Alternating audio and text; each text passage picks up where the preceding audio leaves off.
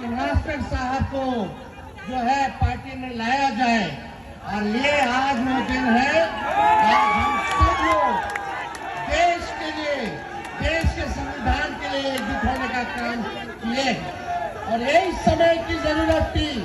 बताइए, समय की जरूरत थी कि नहीं थी? आज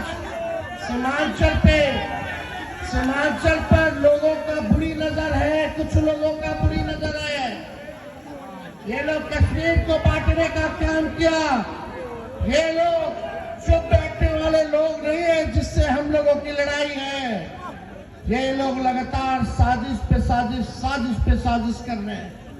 वक्फ बोर्ड का बिल लेकर के आए, इन लोगों ने सरकार में बैठे हुए लोग, नीतीश जी लोगों ने पास कर दिया।